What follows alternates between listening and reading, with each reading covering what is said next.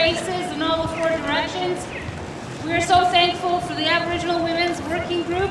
We stand in solidarity beside you and we take direction from you. We thank all the organizers, all the ceremonial people. We thank the temples that have provided the food for the feast. And here we are on the International Day to end all forms, to eliminate all forms of racism. And that's what we are doing here with you, and we feel so much hope. My name is Irene Tsepnopoulos Elheimer.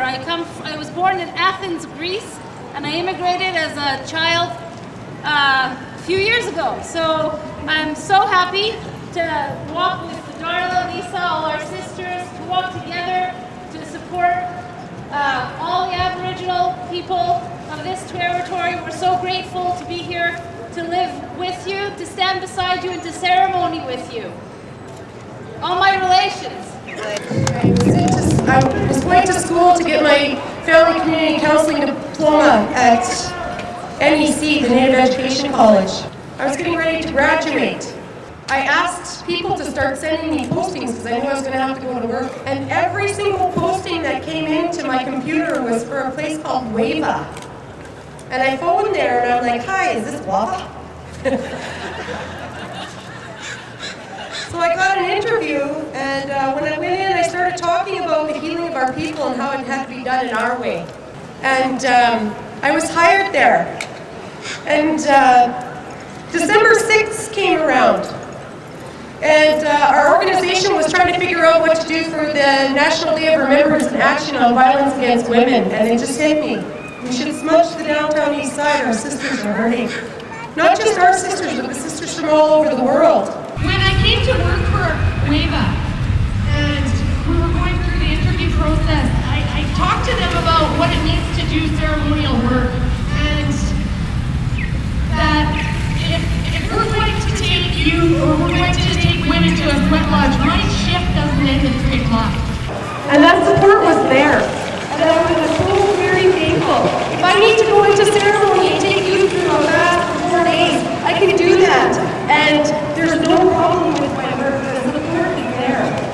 So I just wanted to say that these women have worked really hard. They helped us to secure the funding. They did the paperwork. They helped to get many little things behind the scenes that we couldn't have done this ceremony if they weren't here. We gathered our ceremonial people. We gathered food. We went to the South Asian community, the Black community, the Chinese community, the white community, and our own community, and we invited them all to come and pray with us today.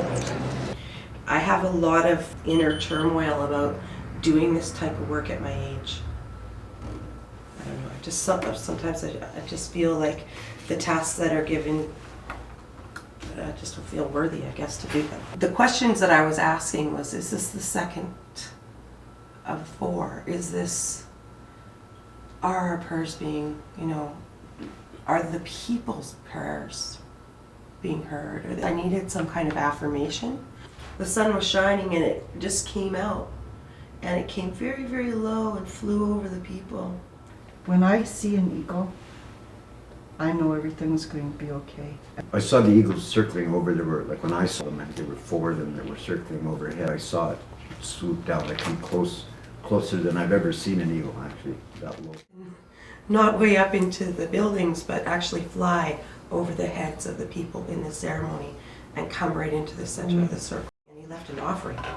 He dropped a mouse right in the center of the circle. An eagle dropped a mouse right into the center of our ceremony.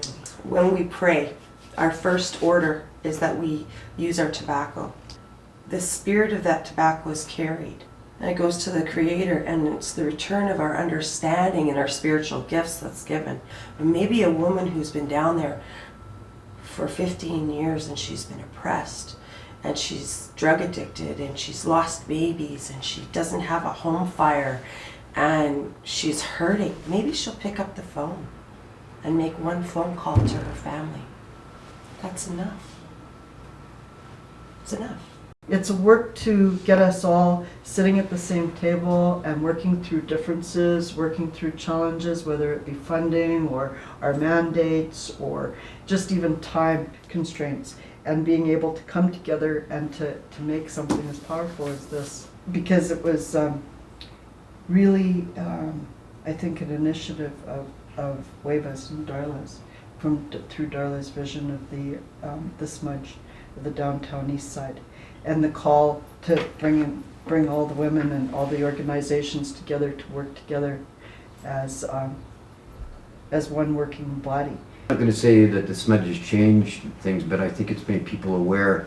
You know, the people like the downtown Eastside, you know, like a lot of them feel that people really don't care.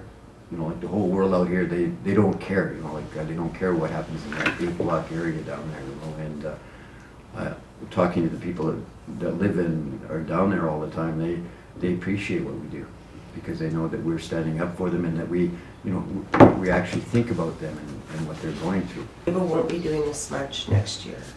We don't have the manpower. In total, it probably took about 30 dedicated people to organize the downtown Eastside Smudge ceremony. We don't own ceremony. We don't want to see the Smudge ceremony end. And the Smudge ceremony is done by the Aboriginal Working Group. And so if anybody in the Aboriginal Women's Working Group wants to pick it up, we're all still here to do the work with you. Would anybody be interested? Thank you for your prayers.